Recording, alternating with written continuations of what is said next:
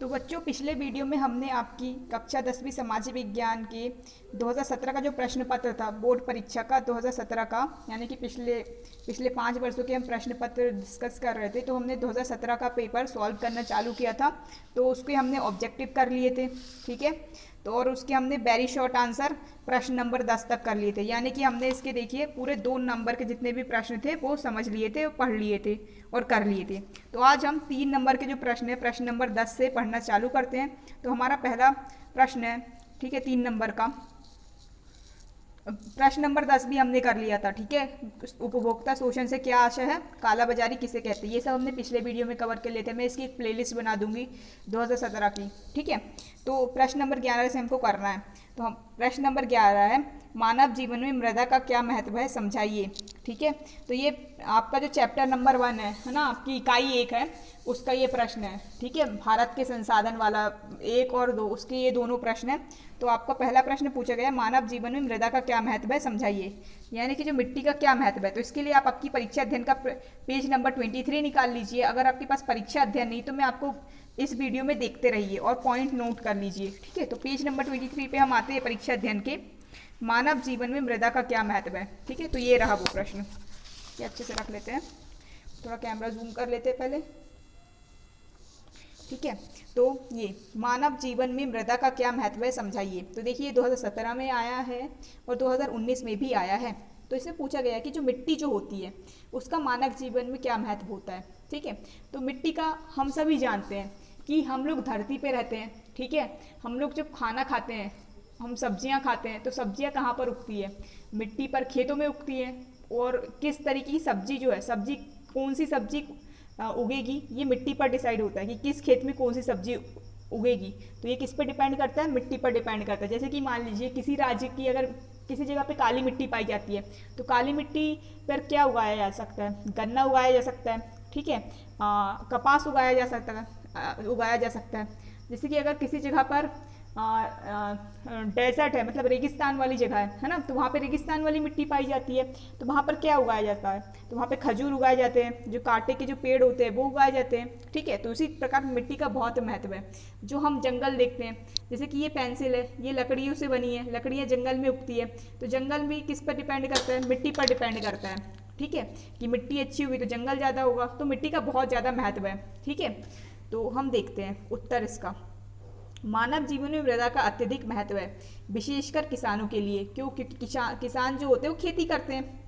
संपूर्ण मानव जीवन मृदा पर निर्भर करता है। हमारा जो पूरा मानव जीवन है वो मृदा पर निर्भर करता है। क्यों, क्योंकि हम खाते भी मिट्टी पे उगी चीज़ों पर। हम ज़मीन पे रहते हैं, ज़मीन पे घर बनाते हैं, घर बनाने के लिए मिट्टी लगती है, घर भी ज़मीन पर बनता है। ठीक है, संपूर्ण प्राणी जगत का भोजन प्रत्यक्ष या परोक्ष रूप से मृदा से प्राप्त होता है। संपूर्ण प्राणी जगत का, प्राणी से मतलब है जितने भी लोगों में जान है, वो पेड़ हो, जानवर हो या इंसान हो या पक्षी हो, जितने भी लोग जिनमें जान है उन सब का जीवन मिट्टी पर निर्भर करता है। उनका जो भोजन जो होता है प्रत्यक्ष या परोक्ष रूप से, प्रत्यक्ष या तो सीधे रूप से या फिर इनडायरेक्ट रूप से, मतलब सीधा रूप ना होकर, प्रत्यक्ष यानी कि डायरेक्ट और परोक्ष यानी कि इनडायरेक्ट, है ना, रूप से मृदा से प्राप्त होता है जितने भी लोगों का जो भोजन होता है। क्योंकि सब कहीं ना कहीं जानवर भी पेड़ खाते हैं। ठीक है, पेड़ पत्ते खाते हैं। जो जैसे कि शेर हुआ, जो पेड़ पत्ते नहीं खाते हैं, तो वो हाथी, मतलब जो हिरण को खाता है, हिरण भी पेड़ पत्तों पे डिपेंड करता है। बकरी को खाता है शेर, बकरी क्या खाती है, पत्ते खाती है। ठीक है, पक्षी जो होते हैं वो पेड़ पे अपना घर बनाते हैं, फल खाते हैं, फल के बीजे खाते हैं। तो हम जितने भी प्राणी हैं, ठीक है, जितने भी लोगों में जान है, जो लोग, है ना, जो लोग सांस लेते हैं, जितनी भी चीज़ें, उन सब का जीवन प्रत्यक्ष या परोक्ष रूप से, उनका जो भोजन होता है वो प्रत्यक्ष या परोक्ष रूप से किस पे डिपेंड करता है, मृदा पे, है ना। हमारे वस्त्रों के निर्माण में प्रयुक्त कपास, रेशम, जूट व ऊन प्रत्यक्ष या परोक्ष रूप से हमें मृदा से ही मिलते हैं। ठीक है, हम कपड़े पहनते हैं, हम जो मानव लोग कपड़े पहनते हैं, उस कपड़े कैसे बनते हैं, कपास से बनते हैं, रेशम से बनते हैं, जूट से बनते हैं, ऊन से बनते हैं। तो ये सारी चीज़ें जो हैं प्रत्यक्ष या परोक्ष रूप से हमें कहाँ से मिलती है, मृदा से ही मिलती है, मिट्टी से ही मिलती है। तो इसका एग्जाम्पल ले लेते हैं। ठीक है, जैसे भेड़ मृदा पर उगी घास खाती है, तो जो भेड़ है वो क्या खाती है, मिट्टी पर उगी हुई घास खाती है और हमें ऊन देती है। ठीक है, और भेड़ हमें क्या देती है, ऊन देती है, और उस ऊन के हम ठंड के कपड़े बनाते हैं, स्वेटर बनाते हैं। ठीक है। रेशम के कीड़े, रेशम की भी साड़ियाँ बहुत फेमस रहती है, ठीक है। रेशम बहुत सबसे ज़्यादा महंगा कपड़ा माना जाता है। तो जो रेशम कैसे बनता है, कीड़ों से बनता है। कौन से कीड़ों से बनता है, रेशम की कीड़ों से। तो जो रेशम के कीड़े वनस्पति पर निर्भर है और वनस्पति मृदा पर उगती है। तो जो रेशम के कीड़े रहते हैं वो पेड़ पौधे या जंगलों पर निर्भर करते हैं, ठीक है। और जो जंगल होते हैं, जो वनस्पति होती है, हमारे जो पेड़ पौधे होते हैं, वो कहाँ उगते हैं, मृदा पर उगती है, ठीक है। भारत में लाखों घर मिट्टी के बने हुए हैं, ठीक है। हमारा भारत देश है, यहाँ पर ज़्यादातर लोग गाँव में रहते हैं, खेती किसानी करते हैं, ठीक है। तो आप गाँव में अगर कभी गए होंगे तो आपने देखा होगा कि वहाँ पे जो घर होते हैं ज़्यादातर मिट्टी के बने होते हैं। हमारा पशुपालन उद्योग, कृषि और वन उद्योग मृदा पर आधारित है। हमारा पशुपालन यानी कि बहुत सारे लोग पशु को पालने का उद्योग करते हैं ना, पशु से अपना जीवन यापन करते हैं। जैसे कि जो लोग दूध बेचते हैं वो पशु को पालने का काम करते हैं। बहुत सारे लोग बकरी पालते हैं, फिर बकरी को बेचते हैं, ठीक है। कृषि और वन उद्योग यानी कि वनों से बनने वाली चीज़ों का जो उद्योग होता है, जैसे कि पेपर क्या है, वो एक प्रकार का वन उद्योग है। क्यों, क्योंकि पेपर जो है वो कैसे बनते हैं, बम्बू से बनते हैं, ठीक है। बम्बू को हिंदी में बांस बोलते हैं, ठीक है, बम्बू। तो पेपर जो होते हैं वो बांस से बनते हैं। ये जो पेज है वो बांस से बना है, ठीक है। तो बांस कहाँ पर उगती है, वो भी मृदा पर आधारित होते हैं। तो जो वन उद्योग होते हैं, ठीक है, वो मृदा पर आधारित है। इस प्रकार मृदा हमारे जीवन का प्रमुख आधार है। तो इसलिए जो हमारे जीवन का प्रमुख आधार क्या है, मृदा है। बिल कॉक्स ने मृदा के विषय में कहा है, मानव सभ्यता का इतिहास मृदा का इतिहास है, ठीक है। यानी कि मानव सभ्यता, यानी कि जब से मानव ने सभ्यता से रहना स्टार्ट किया है, ठीक है, एक मतलब गांव बनाकर रहना स्टार्ट किया है, नगर बसाकर रहना स्टार्ट किया है, तो उसका जो इतिहास है ना, वो किसका इतिहास है, मृदा का इतिहास है, यानी कि मिट्टी का इतिहास है। और प्रत्येक व्यक्ति की शिक्षा मृदा से ही प्रारंभ होती है। और जो हर व्यक्ति है, मतलब हर एक व्यक्ति, जितने भी व्यक्ति हैं, उनकी शिक्षा कहाँ से प्रारंभ होती है, मिट्टी से प्रारंभ होती है, ठीक है। तो आपको ये जो कोटेशन है बिल कॉक्स का, ये आपको याद कर लेना है कि मानव सभ्यता का इतिहास मृदा का इतिहास है और प्रत्येक व्यक्ति की शिक्षा मृदा से ही प्रारंभ होती है, ठीक है। तो इस आंसर में आपको क्या क्या याद रखना है, सबसे पहले आपको याद रखना है कि मृदा सबसे अधिक महत्वपूर्ण है और खासकर किसके लिए, किसानों के लिए। मानव जीवन का पूरा जीवन मिट्टी पर निर्भर करता है। जितने भी प्राणी हैं उनका भोजन प्रत्येक सीधे रूप से या फिर इनडायरेक्ट रूप से, डायरेक्ट या इनडायरेक्ट रूप से मृदा से प्राप्त होता है, ठीक है। हम कपड़े पहनते हैं, ठीक है, कपास वगैरह के कपड़े, वो भी मिट्टी पे उगती है। रेशम के जो कीड़े होते हैं वो भी वनस्पति पर निर्भर करते हैं, ठीक है। तो इसे आपको बताना है। और भारत में लाखों घर जो है वो मिट्टी के बने हुए हैं। तो आप कुछ कुछ पॉइंट याद कर लीजिए, आपको याद हो जाएगा ये आंसर, ठीक है। फिर इसी का 2017 का अगला जो प्रश्न था, अगला प्रश्न यही था कि वनों का संरक्षण क्यों आवश्यक है, ठीक है। अगला क्वेश्चन यही था, ठीक है, 2017 का। तो वनों का संरक्षण क्यों आवश्यक है, ये देखिए 2017 में आया, 19 में आया है। तो अब इसमें हम पहले हमने मृदा की इंपॉर्टेंस के बारे में पढ़ा, अब हम वनों के बारे में पढ़ेंगे। तो इसमें पूछा गया वनों का संरक्षण यानी बचाना, उनको प्रोटेक्ट करके रखना क्यों आवश्यक है, वनों को, जंगलों को, ठीक है। तो इसका उत्तर हम देखेंगे। वन प्रकृति की अमूल्य देन है। तो जो वन है, ठीक है, वो हमें प्रकृति के द्वारा दिए गए हैं। क्योंकि वन, हम पेड़ लगा सकते हैं लेकिन हम पूरा का पूरा जंगल लगाने में हमको 100 साल लग जाएंगे, है ना, कई साल लग जाते हैं। तो जो वन है ना, वो प्रकृति की अमूल्य देन है, हमें प्रकृति के द्वारा दी गई है। यह महत्वपूर्ण प्राकृतिक संसाधन है, ये महत्वपूर्ण प्राकृतिक संसाधन है। प्राकृतिक संसाधन देखिए हमने पढ़ा कि वन प्रकृति की अमूल्य देन है, ये प्रकृति के द्वारा दिया गया है। ये जो भी चीज़ हमें, जितने भी संसाधन, वन के एक संसाधन है। संसाधन यानी कि ऐसी चीज़ें जो मनुष्य को मदद के लिए इस्तेमाल होती है, ठीक है। तो प्रकृति के द्वारा दिया गया साधन को हम क्या बोलेंगे, प्राकृतिक संसाधन बोलेंगे। तो वन क्या है, एक महत्वपूर्ण प्राकृतिक संसाधन है, ठीक है। ऐसा अनुमान है कि प्रारंभ में पृथ्वी का 1/4 भाग यानी कि 25% भाग वनों से ढका हुआ था, ठीक है। ऐसा मतलब जब इंसान लोग जो है, जब उन्होंने फैक्ट्री वगैरह बनाना चालू नहीं किए थे, मतलब इंसान लोग, मतलब जब इंसान बंदर की तरह रहता था, मतलब जब इंसान के पास दिमाग नहीं था, तो ऐसा माना जाता है कि जब पृथ्वी बनी थी, ठीक है, तो पृथ्वी का 1/4 भाग, ठीक है, जैसे कि ये पृथ्वी है, मान लीजिए पृथ्वी है, ठीक है, ये पृथ्वी है, इसका 1/4 भाग, ठीक है, इसके 4 भाग कर दिए हमने, तो उसका 1/4 भाग, ठीक है, मान लीजिए ये पूरा भाग, ठीक है, ये वनों से ढका हुआ था। लेकिन किंतु मानव विकास के साथ खेती, आवास तथा कारखानों के लिए भूमि प्राप्त करने हेतु वनों की बड़े पैमाने पर कटाई कर दी गई। ठीक है, अब मनुष्य आया पृथ्वी पर। ठीक है, मनुष्य ने बोला कि उसको और जगह चाहिए, काई के लिए, खेती के लिए चाहिए, उसको इतनी जगह कम पड़ रही थी। ठीक है, 1/4 भाग वनों से ढका हुआ था। अब मनुष्य ने बोला मेरे को खेती करना है, कारखाने लगाना है, ठीक है, घर बनाना है, तो इसके लिए उन्होंने क्या किया, वनों की कटाई करना चालू कर दिया। ठीक है, वनों की कटाई करना चालू कर दिया, तो वन कम होते चले गए। ठीक है, वन कम होते गए चले गए। ठीक है, फल स्वरूप अब पृथ्वी पर केवल 15% भाग पर ही वन पाए जाते हैं। ठीक है, अब इसके कारण क्या हुआ, इसके फलस्वरूप क्या हुआ कि पृथ्वी पे 25% से कम होकर कितने प्रतिशत भाग पे, सिर्फ 15% भाग पर वन पाए जाने लगे। ठीक है, यानी कि जो पहले 25% था, अब वो कम होकर कितना हो गया, 15% हो गया। ठीक है, वनों की इसी कमी के कारण भू अपरदन, अनावृष्टि, बाढ़ आदि समस्याएं आज मानव के समक्ष आ खड़ी हुई है। अतः वनों का संरक्षण आवश्यक है। तो हमने क्या करा, 25% वन थे, उसको हमने काट कर कितना कर दिया, 15% कर दिया। ठीक है, तो इसके कारण क्या हुआ, वन कम हो गए। अब वन कम हो गए तो उसके कारण क्या हुआ, भू अपरदन यानी कि जमीन का खिसक जाना, लैंडस्लाइड जिसको बोलते हैं। ठीक है, अनावृष्टि, ठीक है, अनावृष्टि यानी कि वर्षा का कम होना, बाढ़ आदि समस्याएं आज मानव के समक्ष आ खड़ी है। तो वन कम होते ही चले गए। ठीक है, इसके कारण क्या होने लगा, मानव के सामने समस्याएं आने लगी। कौन कौन सी, भू अपरदन, ठीक है, अनावृष्टि, बाढ़ आदि समस्याएं आज मानव के समक्ष आ खड़ी हुई है। अतः वनों का संरक्षण आवश्यक है। इसलिए हमें ये जो समस्याएं आ रही है, इनको रोकने के लिए, ये समस्याएं क्यों आ रही है, ये समस्या हमारे सामने इसलिए आ रही है, वनों की कमी के कारण आ रही है। अगर हमें इन समस्याओं को रोकना है तो इसके लिए हमें क्या कर लगाना पड़ेगा, वनों का संरक्षण करना पड़ेगा, हमें वनों को बचाना पड़ेगा, काटने से बचाना पड़ेगा। ठीक है, इसलिए वनों का जो संरक्षण है वो आवश्यक है। ठीक है, तो ये आंसर भी आपको समझ में आ गया होगा। अब हम अगले प्रश्न पे बढ़ते हैं। ठीक है, तो हम वापस से हमारे क्वेश्चन पेपर पे जाते हैं। ठीक है,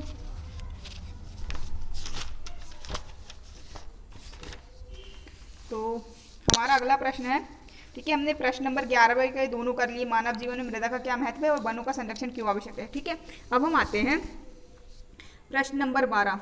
ठीक है, प्रश्न नंबर 12, इसके दोनों क्वेश्चन को हम एक साथ कर लेंगे। उद्यानिकी विकास कार्यक्रम के प्रमुख प्रावधान बताइए अथवा खनिज पदार्थ का क्या महत्व है।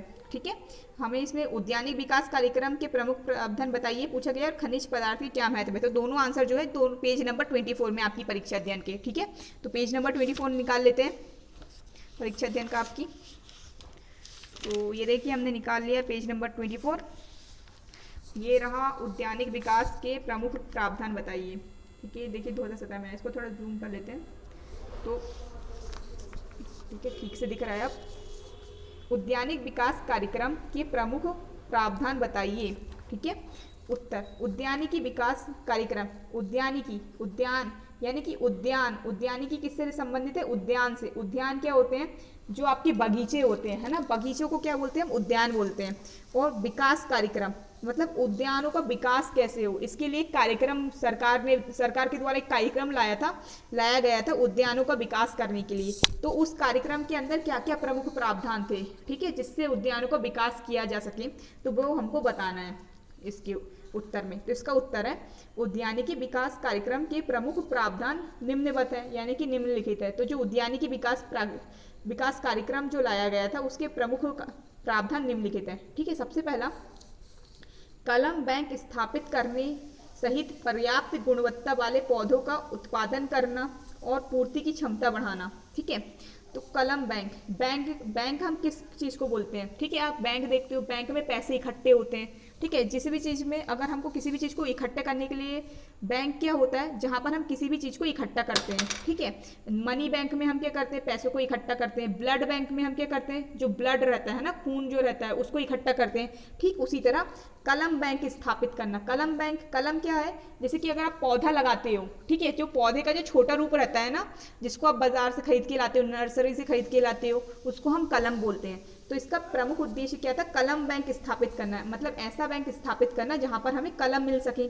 ठीक है, स्थापित करने सहित पर्याप्त गुणवत्ता वाले पौधों का उत्पादन करना। पर्याप्त गुणवत्ता, कलम बैंक तो स्थापित करना ही है, और साथ में जिनकी अच्छी गुणवत्ता वाले पौधे, ठीक है, अच्छी गुणवत्ता वाले जो पौधे होते हैं उनका उत्पादन करना है, और क्षमता की पूर्ति बढ़ाना। सॉरी और पूर्ति की क्षमता बनाना। अगर मान लीजिए किसी भी, जैसे कि कलम बैंक है ना, कलम है और जो अच्छे गुणवत्ता वाले पौधे हैं इनकी पूर्ति करना है और इनकी क्षमता बढ़ाना है, ठीक है। मतलब जितने कलम हमें लग रहे हैं उन सब की पूर्ति करना है। दूसरा, बागवानी फसलों के उत्पादन और उत्पादकता में वृद्धि करना, ठीक है। बागवानी फसलें यानी कि बाग में लगाए जाने वाली फसलें। बाग में क्या चीज़ लगाई जाती है? पेड़ पौधे लगाए जाते हैं, गुलाब के पौधे लगाए जाते हैं। फसल बोला है तो फसल में क्या आते हैं? जो हमारे फल फूल की जो फसलें होती हैं ना, फल जो होते हैं हमारे सेब, नारियल, ये सारी बागवानी वाली फसलें हैं, ये बाग में लगाए जाते हैं, ठीक है। आपने देखे होंगे सेब के बाग होते हैं, ठीक है।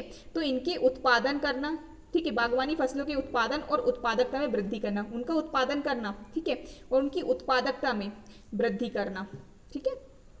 तीसरा, मिट्टी एवं पत्तियों के परीक्षण हेतु प्रयोगशालाएं, पौधशालाएं, पॉली हाउस, ग्रीन हाउस की सुविधाएं बढ़ाना, ठीक है। मिट्टी एवं पत्तियों यानी कि मिट्टियों का हम परीक्षण इसलिए करते हैं, मिट्टी का परीक्षण, ताकि हमें पता चल सके कि इस मिट्टी में कौन कौन से गुण हैं, तो इसमें हम कौन कौन सी फसल उगा सकते हैं, ठीक है। इसलिए हम मिट्टी का परीक्षण करते हैं और पत्तियों का परीक्षण करते हैं, ताकि हमें पता चल जाए कि ये जो पौधा है, ठीक है, इसमें किस किस चीज़ों की कमी है, ठीक है। तो उसका परीक्षण करने के लिए क्या बनाना, कहाँ पर होता है मिट्टी और पत्तियों का परीक्षण? प्रयोगशालाओं में होता है, पौधशालाएं में होता है, ठीक है। तो ये सारी चीज़ों का हमको निर्माण करवाना, ठीक है। निर्यात के लिए उच्च किस्म की बागवानी फसलों का उत्पादन बढ़ाना। निर्यात, ठीक है। निर्यात यानी कि जब भी हम किसी भी सामान को दूसरे देश में हम बेचते हैं, ठीक है, बेचते हैं, तो उसको हम क्या बोलते हैं? निर्यात बोलते हैं, ठीक है। अगर अगर हमारा सामान कोई और देश वाला खरीदता है, ठीक है, हम किसी भी चीज़ को दूसरे देश में बेचते हैं, कोई भी चीज़ों को, ठीक है, तो उसको हम बोलते हैं निर्यात। अब देखो, कोई भी हमारे देश से कोई भी चीज़ क्यों मंगवाएगा? अगर हमारे देश के जो सामान होंगे उनमें क्वालिटी होगी, ठीक है, उनकी क्वालिटी दूसरे देशों के सामान से अच्छी होगी, तो लोग क्या करेंगे? हमारे यहाँ से क्या होगा? निर्यात ज़्यादा होगा, लोग हमारे यहाँ की जो वस्तुएं वो ज़्यादा मंगवाएंगे, ठीक है। तो उसके लिए हमको क्या करना? निर्यात के लिए उच्च किस्म की बागवानी, मतलब अच्छी किस्म की, हाई क्वालिटी की बागवानी फसलों का उत्पादन बढ़ाना, ठीक है।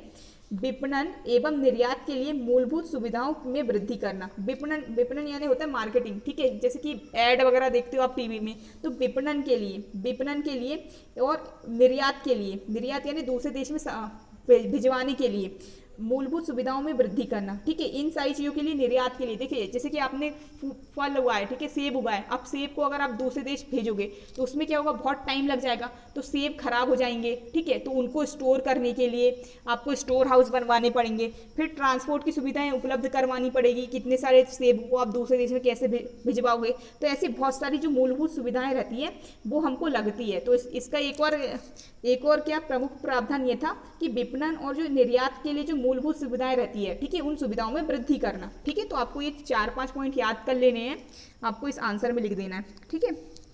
और फिर इसका अगला जो प्रश्न था वो हम देखते हैं। हमारा अगला प्रश्न था, खनिज पदार्थ का क्या महत्व है, ठीक है।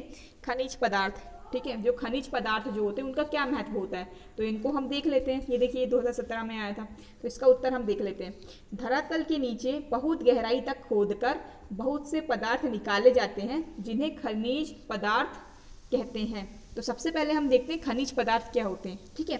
तो खनिज पदार्थ उन पदार्थों को बोलते हैं जो धरातल यानी कि धरा यानी कि जमीन, और तल यानी कि नीचे, ठीक है। तो जमीन के अंदर, तल यानी नीचे अंदर, तो धरातल यानी जमीन के अंदर से ऐसे पदार्थ जमीन के अंदर से खुदाई करके जो पदार्थ निकाले जाते हैं उनको हम क्या बोलते हैं? खनिज पदार्थ कहते हैं, ठीक है। तो धरातल के नीचे बहुत गहराई तक खोदकर बहुत से पदार्थ निकाले जाते हैं जिन्हें खनिज पदार्थ कहते हैं, ठीक है। अब हम इसके महत्व की बात कर लेते हैं, क्योंकि प्रश्न में महत्व ही पूछा गया है। तो खनिज के महत्व, पहला, औद्योगिक विकास का आधार खनिज है, ठीक है। तो औद्योगिक यानी कि जो हमारी फैक्ट्री वगैरह होती है, हमारी जो इंडस्ट्री होती है, ठीक है, उसका आधार खनिज है। क्योंकि खनिज, जो लोहा वगैरह होता है, ये सब खनिज में आता है। अगर यही सारी चीज़ें नहीं रहेंगी तो तो हमारी फैक्ट्री में काम कैसे होगा, मशीनें कैसे बनेगी, ठीक है। तो जो औद्योगिक विकास का आधार क्या है? खनिज है, ठीक है। यातायात के सभी साधन, मशीनें, उपकरण, कृषि यंत्र, पेट्रोलियम से बने पदार्थ, सोना चांदी व हीरे से बने आभूषण आदि हमें खनिजों से ही प्राप्त होते हैं, ठीक है। यातायात के सभी साधन, यातायात यानी ट्रांसपोर्ट की, ठीक है, जो हमको आने जाने में मदद करते हैं। जितनी भी गाड़ियाँ होती हैं, जहाज होते हैं, एरोप्लेन होते हैं, ये सब लोहे से बनते हैं। अलग अलग धातुओं से बनते हैं, अलग अलग खनिज से बनते हैं, ठीक है। जो मशीनें जो होती हैं ये भी खनिज से बनती है, ठीक है। खनिज में सारी चीज़ें आ जाती है, पेट्रोल आ जाता है ना, कोयला आ जाता है, जो एल्यूमिनियम होता है, जो लोहा होता है, ये सारी चीज़ें खनिज में जाती है। तो मशीनें भी इन्हीं सारी चीज़ों से बनती है। उपकरण, उपकरण यानी भी मशीन होता है, ठीक है। कृषि यंत्र, कृषि यंत्र में क्या किया जाता है, जो कृषि के लिए हमको जो मशीनें वगैरह लगती हैं, ठीक है, वो भी खनिज पदार्थों से बनी होती है। पेट्रोलियम से बने पदार्थ, ठीक है, ये भी जमीन के अंदर से निकाले जाते हैं। सोना चांदी भी जमीन के अंदर से निकाला जाता है, हीरा भी, ठीक है, हीरे से बने आभूषण आदि हमें खनिजों से ही प्राप्त होते हैं। तो ये सारी चीज़ हमें कैसे प्राप्त होती है, खनिज से पदार्थ प्राप्त होती है, ठीक है।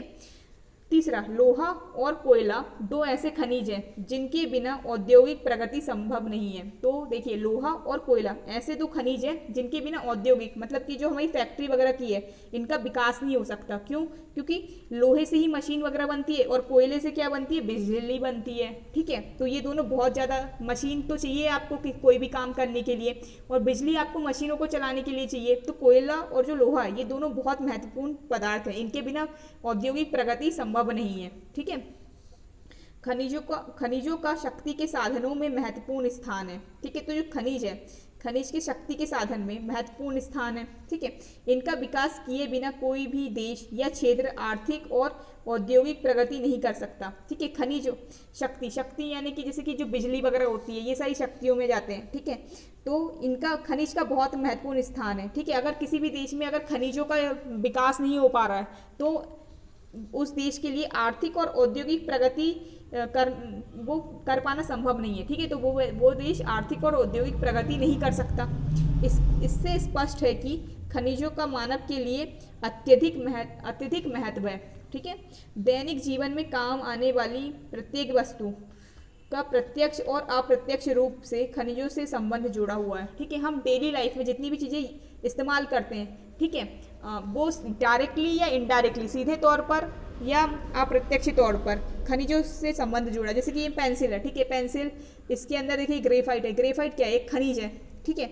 ये रबड़ है, मतलब जितनी भी चीज़ें, उनका कहीं ना कहीं से खनिजों से संबंध जुड़ा हुआ है, ठीक है। अब हम अगले प्रश्न को देख लेते हैं, ठीक है। तो प्रश्न नंबर 13, 1857 को प्रथम स्वतंत्रता संग्राम क्यों कहा जाता है? तो ये पेज नंबर 55 में है। और भारतीय शासकों में ब्रिटिश शासन से असंतोष क्यों था? ठीक है, तो ये पेज नंबर 53 में, तो दोनों एक ही चैप्टर के हैं, तो इनको हम पढ़ लेते हैं, ठीक है। तो चलिए पेज नंबर 55 निकाल लेते हैं।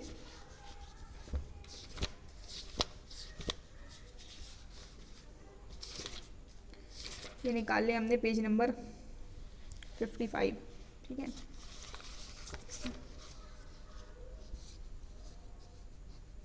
तो हमारा प्रश्न था 1857 ईस्वी के संग्राम को प्रथम स्वतंत्रता संग्राम क्यों कहा जाता है, ठीक है। तो जब हमारा देश अंग्रेजों का गुलाम था और अंग्रेज लोग हमारे साथ बहुत अत्याचार कर रहे थे, ठीक है, तो 1857 में, ठीक है, तो पूरे देशवासियों ने क्या किया थे, अंग्रेजों के खिलाफ जो सैनिक लोग थे उन्होंने विद्रोह कर दिया था, अंग्रेजों को मारने पीटने लग गए थे, ठीक है। उनको भगाने के लिए एक संग्राम, स्वतंत्रता संग्राम को निकाला गया था, तो उसको हम 1857 ईस्वी का स्वतंत्रता संग्राम बोलते हैं, ठीक है। तो इसमें पूछा गया कि 1857 का जो स्वतंत्रता संग्राम है उसको प्रथम स्वतंत्रता संग्राम क्यों कहा जाता है? ऐसा इसलिए क्योंकि इसके पहले भी कई बार हुआ था कि लोगों ने अंग्रेजों के खिलाफ हिंसक प्रदर्शन किया था, ठीक है, अंग्रेजों से युद्ध, मतलब अंग्रेजों का विरोध किया था, उनके सैनिकों की हत्या की थी। उनको क्यों नहीं बोलते प्रथम स्वतंत्रता संग्राम? 1857 ईस्वी को ही क्यों बोलते हैं? तो इसका उत्तर हमको लिखना है। उत्तर, भारत में पहला प्रभावशाली आंदोलन 1857 ईस्वी की क्रांति थी, ठीक है। यह भारत का पहला स्वतंत्रता आंदोलन था, ठीक है। संग्राम बहुत सारे हुए थे अंग्रेजों के खिलाफ, युद्ध बहुत सारे हुए थे, लेकिन वो स्वतंत्रता से संबंधित नहीं था, ठीक है। ये जो आंदोलन था वो स्वतंत्रता के लिए था, इसलिए इसको क्या बोलते हैं, पहला स्वतंत्रता आंदोलन था, ठीक है। इस क्रांति ने अंग्रेजों की जड़ों को हिलाकर रख दिया, ठीक है। अंग्रेजों की जो जड़ें थी इस क्रांति से हिल गई थी। इससे पहले भी बेल्लोर, बैरकपुर तथा बुंदेलखंड में विद्रोह हुए जिनको अंग्रेजों ने कुचल दिया, ठीक है। मैंने आपको बताई थी इसके पहले भी बहुत सारे लोगों ने अंग्रेजों के खिलाफ विद्रोह किया था, था, ठीक है, अंग्रेजों के खिलाफ आवाज़ उठाई थी, उनके अत्याचारों के खिलाफ आवाज़ उठाई थी, ठीक है। कौन कौन सी जगह पे हुए थे विद्रोह? बेल्लौर में, बैरकपुर में तथा बुंदेलखंड में विद्रोह हुए, ठीक है, जिनको अंग्रेजों ने कुचल दिया। लेकिन ये जो विद्रोह थे उनको अंग्रेजों ने क्या किया था? कुचल दिया था, दबा दिया था।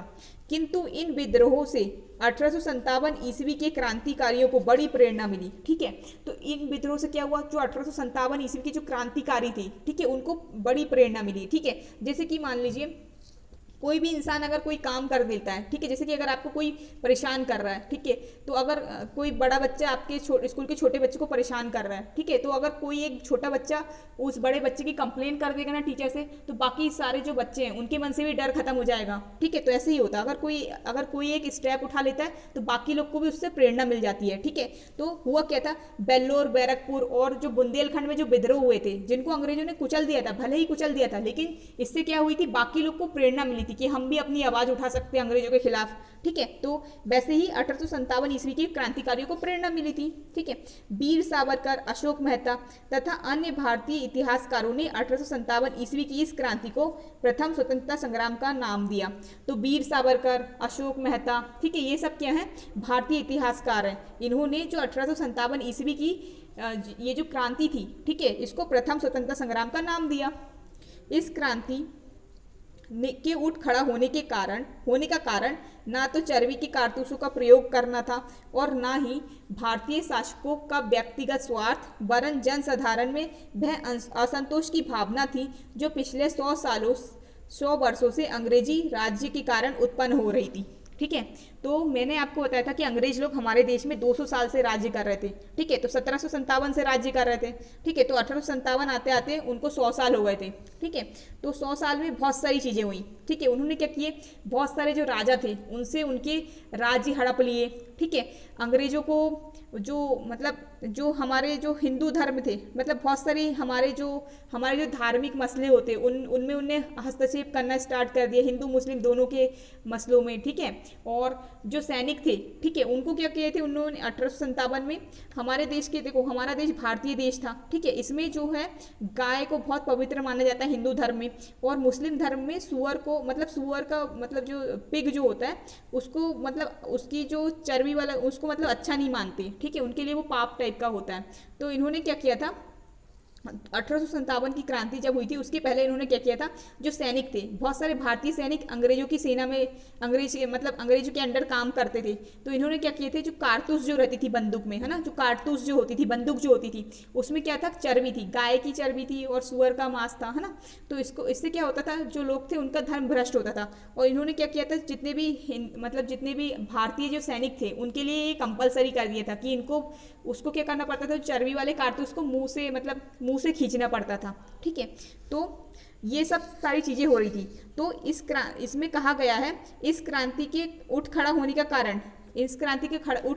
कारण ना तो चर्बी वाले कारतूसों का प्रयोग करना था और ना ही कुछ भारतीय शासकों का व्यक्तिगत स्वार्थ, वरन जनसाधारण में वह असंतोष की भावना थी जो पिछले 100 वर्षों से अंग्रेजी राज्य के कारण उत्पन्न हो रही थी, ठीक है। तो कुछ लोगों का बोलना ये है कि ये क्रांति इसलिए इतनी ज़्यादा बड़ी हुई क्योंकि इसमें चर्बी वाले कारतूसों का प्रयोग किया गया था और कुछ राजा थे जिनका राज्य छीन लिया गया था, तो जिनके मन में असंतोष था। तो यहीं पे इस प्रश्न के उत्तर में दिया गया है कि इन सब का कारण ये सारी चीज़ें नहीं थी, बल्कि इस क्रांति का कारण क्या था? जनसाधारण में, यानी कि जो साधारण व्यक्ति थे उनमें असंतोष की भावना थी जो पिछले 100 वर्षों से अंग्रेजी राज्य के कारण उत्पन्न हो रही थी, ठीक है। इन इतिहासकारों का विचार है कि विस्फोट की सामग्री काफी समय पहले से ही इकट्ठी होती आ रही थी, कि इसे केवल एक चिंगारी की आवश्यकता थी जो चर्बी वाले कारतूसों से मिल गई, ठीक है।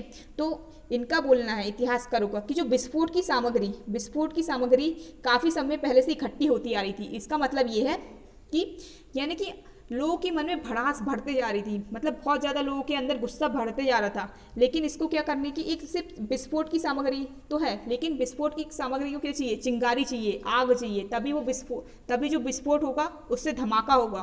तो विस्फोट की सामग्री यानी कि जो लोगों के मन में गुस्सा बहुत टाइम से भरता आ रहा था अंग्रेजी शासन के कारण, लेकिन उसे सिर्फ किसकी जरूरत थी? एक चिंगारी की आवश्यकता थी।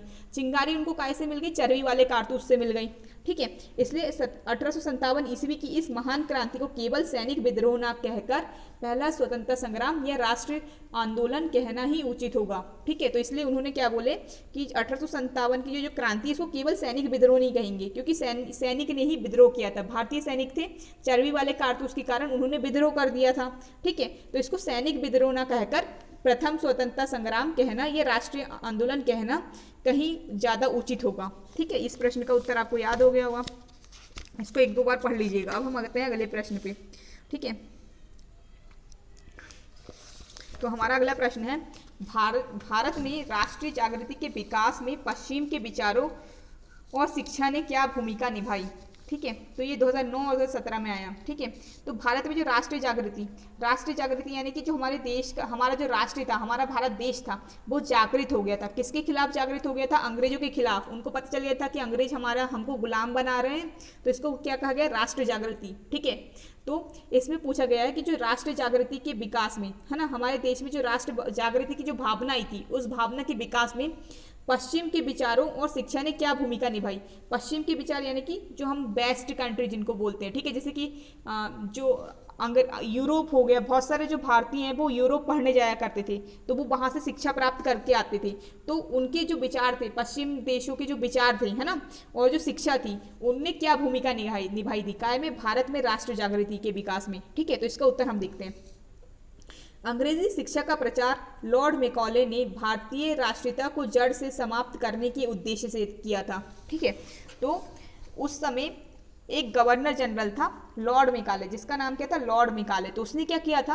अंग्रेजी शिक्षा का प्रचार किया था, भारत देश में अंग्रेजी शिक्षा का प्रचार किया था, क्योंकि पहले हमारे देश में वैदिक तरीके से शिक्षा प्रदान की जाती थी। ठीक है, तो उसने क्या किया था? अंग्रेजी शिक्षा का प्रचार किया था। क्यों किया था? उसका ये मकसद नहीं था कि भारत के लोग को पढ़ाया लिखाएं, उसका मकसद ये था कि हम अंग्रेजी शिक्षा का प्रचार करेंगे तो भारतीय राष्ट्रीयता, मतलब भारत की जो राष्ट्रीयता की जो भावना है ना, भारतीय राष्ट्र की जो भावना है कि भारत एक देश होना चाहिए, आज़ाद देश होना चाहिए, तो इसकी जो भावना आ रही थी लोगों में, उसको वो जड़ से समाप्त कर रही। ठीक है, इस उद्देश्य से उसने क्या किया था? अंग्रेजी शिक्षा का प्रचार किया था। किसने किया था? लॉर्ड मैकाले ने।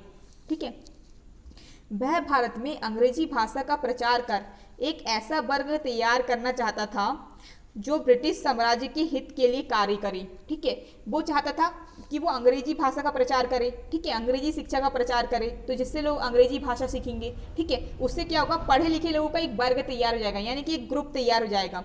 ठीक है, जो कि क्या करेगा? ब्रिटिश साम्राज्य, यानी कि जो ब्रिटिश लोग का साम्राज्य था, ब्रिटिश सरकार थी, है ना, उसके हित में कार्य करेगा।